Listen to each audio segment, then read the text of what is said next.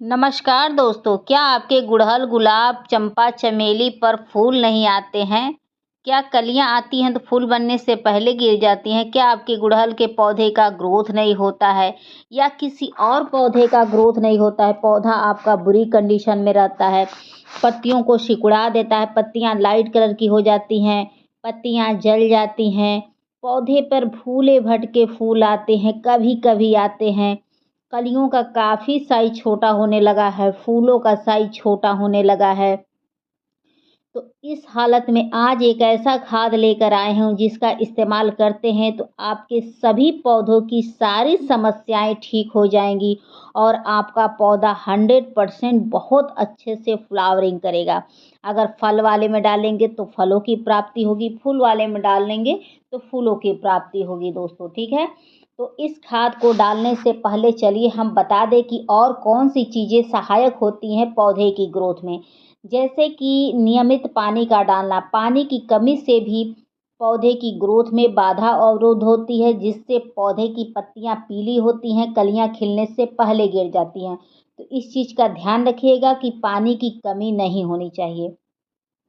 दूसरा यह है कि अगर आपके पौधे की कलियाँ ऐसे भी गिर रही हैं तो ध्यान दीजिए कि कहीं पानी की अधिकता ना हो रही हो, क्योंकि जब ओवरलोड पानी रहेगा, पानी आपके गमले से नहीं निकलेगा, उससे भी आपका पौधा बुरी कंडीशन में पहुंच जाता है, जैसे कि पूरी पत्तियों को पीली कर देगा, हमेशा पौधा मुरझाया सा बेजान सा रहेगा। तो यह चेक करते रहिएगा कि पानी का ठहराव ना हो और पानी की कमी भी ना हो, ठीक है? नमी मात्र मिट्टी में होनी चाहिए। उसके बाद कम से कम महीने में 2 बार पौधे की मिट्टी में खाद देना सीखें। उससे ये होता है मिट्टी की ताकतवर होती है जिससे पौधा अच्छे से ग्रोथ करता है। जब पौधा अच्छे से ग्रोथ करता है उसी पे अच्छे से फ्लावरिंग होती है दोस्तों, ठीक है? क्योंकि गमले में अगर हम पौधा लगाते हैं तो उसकी जो मिट्टी होती है उसकी ताकत समाप्त हो जाती है 1-2 बार फूल देने के बाद। तो उसकी ताकत को बनाए रखने के लिए समय-समय पे खाद देना पड़ता है।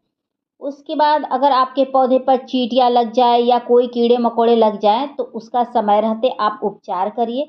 अगर आप ऐसा नहीं करते हैं तो कीड़े-मकोड़े हद से अधिक लग जाएँगे तो वह पौधों को नुकसान पहुँचाते हैं। किस टाइप का नुकसान पहुँचाते हैं? ब्रांच का रस चूसेंगे तो ब्रांच ही सूख जाता है, पत्तियों पर लगती हैं तो पत्तियाँ जल जाती हैं, पत्तियाँ कटने लगती हैं, कलियाँ देखिएगा कि छेद हो जाती हैं, कभी-कभी कलियाँ ही गिरने लगती हैं, ठीक है? तो उसका आप समय रहते उपचार करिए। आप चाहते हैं कि आपके पौधे पे कीड़े-मकोड़े न लगे उसके लिए क्या कर सकते हैं कि आधा पाउच शैम्पू लेकर 2 लीटर पानी में घोल के सभी पौधे के ऊपर छिड़काव कर दीजिएगा। उससे कोई भी कीड़ा-मकोड़ा नहीं भटकेगा। अगर हद से अधिक लग गए हैं तो 3-3 दिन के गैप में आप छिड़काव कर दीजिएगा। अगर कम लगे हैं तो 1-1 हफ्ते पर कर दीजिएगा। अगर चींटियाँ लग गई हैं तो सेंधा नमक लीजिएगा, आधा चम्मच लेकर 2 लीटर में घोल के पौधे के ऊपर छिड़काव कर दीजिएगा। आपके पौधे के ऊपर एक भी चींटियाँ नहीं लगेगी, ये गारंटी है दोस्तों। लेकिन सफ़ेद वाला नमक का प्रयोग नहीं करना है। जो नमक हम लोग व्रत में खाते हैं उस नमक का प्रयोग करना है, ठीक है? चींटियों को भगाने के लिए। फिर देखिएगा कि आपका पौधा कितना तेज़ी से ग्रोथ करेगा। उसके बाद आप महीने में 1 बार मिट्टी की खुदाई करिएगा। मिट्टी की खुदाई करने से मिट्टी की उर्वरा शक्ति बढ़ती है जिससे पौधे अच्छे से ग्रोथ करते हैं, ठीक है? तो मिट्टी की खुदाई का अपने आप में एक महत्व होता है। अगर हम खुदाई करते रहते हैं तो मिट्टी के अंदर कोई कीड़े-मकोड़े लगे रहते हैं तो वो भी समय रहते पता चल जाता है तो हम उसका उपचार करते हैं।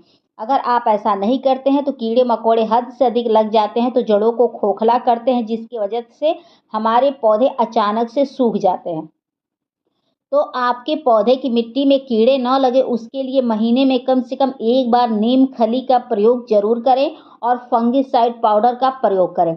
फंगिसाइड पाउडर का प्रयोग करने से अचानक से कोई पौधा मरता नहीं है और इसलिए क्योंकि अक्सर पौधे फंगस के चपेट में आने की वजह से मर जाते हैं। तो ये तो समस्या आपकी कभी आएगी नहीं दोस्तों। और साल में 1 बार पौधे की बेहतरीन तरीके से कटाई-छँटाई कर दीजिएगा। कटाई-छँटाई करने से पौधा घना होता है, बूसी होता है, उसी पे ढेरों कलियाँ और फूल आते हैं। तो कटाई-छँटाई का भी विशेष महत्व होता है। अगर हम कटाई-छँटाई करते हैं तो पौधे की ब्रांच मोटी होती है, स्वस्थ होती है, उसी पे अच्छे से फूल प्राप्त होते हैं। ठीक है, तो जो आज मैंने कार्य बताए उसको करते हुए खाद को डालना है। तो चलिए हम खाद देना आपको बताते हैं। तो खाद के रूप में मैंने चाय पत्ती लिया है और नींबू लिया है। तो चलिए सबसे पहले हम चाय पत्ती बता दें क्यों डाला जाता है। चाय पत्ती डालने से ये होता है कि पौधा हरा भरा रहता है, जो भी उसकी छोटी छोटी समस्याएं रहती हैं वो ठीक हो जाती हैं। पौधा हरा भरा रहता है, कलियों का गिरना या फूलों में सही कलर ना आना और पौधे की ब्रांच का मोटा ना होना, ये सब समस्याओं को ठीक करता है। और जो नींबू होता है उसको डालने से जैसे पौधे की पत्तियां आप देखिएगा कि लाइट कलर की हो जाती हैं, लगता है जैसे नसें दिख रही हैं, तो वो समस्या को ठीक करता है। अक्सर ये हाइब्रिड वैरायटी में यह उत्पन्न होता है। नींबू और चाय पत्ती मिला के डाल देते हैं तो जो पौधे की पत्तियां लाइट कलर की दिख रही हैं वो डार्क ग्रीन हो जाएंगी।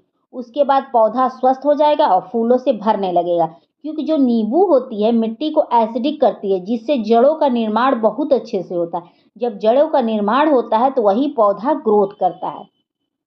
हाइब्रिड वैरायटी के पौधे का जड़ें का निर्माण बंद हो जाता है, तो निर्माण करने के लिए यह कार्य करना पड़ता है।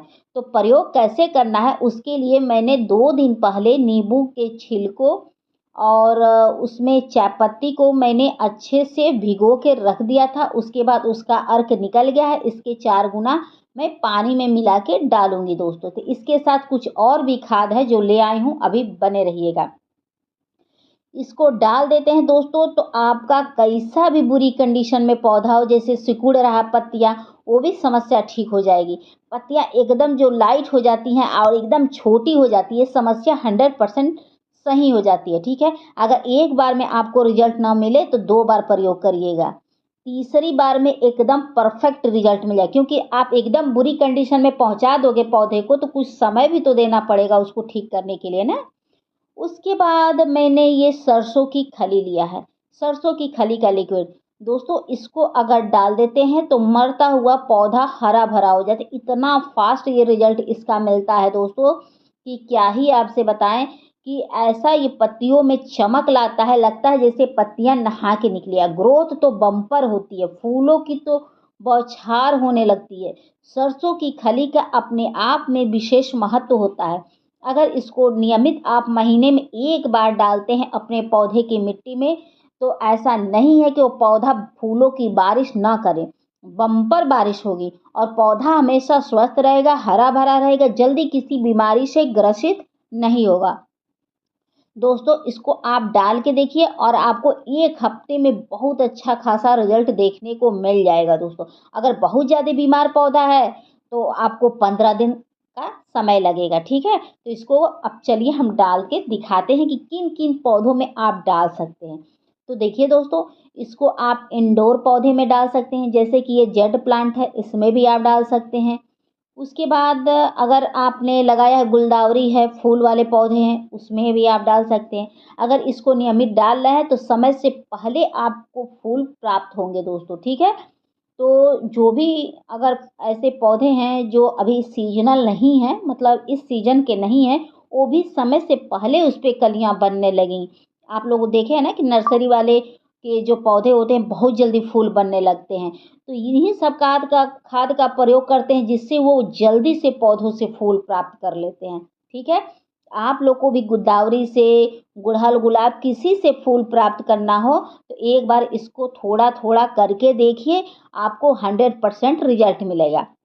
और एक चीज़ और देखिए दोस्तों, जैसे ये पौधे की पत्ती लाइट कलर की हुई है ना, ये पूरी डार्क हो जाएगी दोस्तों। ठीक है, तो आप ये करके देखिए, आप लोग को बहुत अच्छा खासा रिजल्ट मिलने वाला है। और A to Z कोई भी पौधा हो, किसी भी समस्या से ग्रसित हो, कोई भी उसको बीमारी लगी हो, वह ठीक हो जाएगा। वह पौधा बम्पर फ्लावरिंग करेगा दोस्तों। एक बार इनका प्रयोग करके देखिए। अगर आपके पास सरसों की खली नहीं है तो आपके घर पे वो रखा होगा, ये खड़ा वाला सरसों होगा, खड़ा सरसों समझते हैं ना, जो मसाला पीसने के लिए आता है, उसको भी आप चाहें तो पीस के और पाउडर बना के और आप डाल सकते हैं अपने सभी पौधों में। ठीक है, तो उसको भी डालेंगे तो उतना ही असर मिलेगा, लेकिन उसको 2-3 दिन तक भिगो के छोड़ दीजिएगा, उसके बाद डालिएगा। अगर मिल जा रही है सरसों की खली तो ठीक है, नहीं मिलेगी तो खड़ा सरसों भी आप पीस के डाल सकते हैं। ऐसे ऑनलाइन भी सरसों की खली आपको 100 रुपए, 150 रुपए में मिल जाएगी। लेकिन आप मार्केट में खरीदने जाएँगे तो आपको मात्र 20 रुपए केजी मिलेगी। तो मैं यही कहूँगी कि आप मार्केट से ज़रूर ले लीजिएगा दोस्तों। तो दोस्तों, आप लोग को मेरी वीडियो पसंद आएगी तो please like, subscribe, comment and share ज़रूर करिएगा। आशा करती हूँ कि आप लोग को मेरी वीडियो ज़रूर पसंद आई होगी। पसंद आई होगी तो प्लीज़ बेल आइकन का बटन दबा दीजिएगा, ताकि नेक्स्ट वीडियो मैं लेकर आऊँ तो आप तक आसानी से पहुँच जाए। हो सकता है वह मेरी वीडियो आपके लिए हेल्पफुल साबित हो। तो दोस्तों, फिर मिलते हैं नेक्स्ट वीडियो में नेक्स्ट टॉपिक के साथ। Thank you for watching. Take care. Bye bye.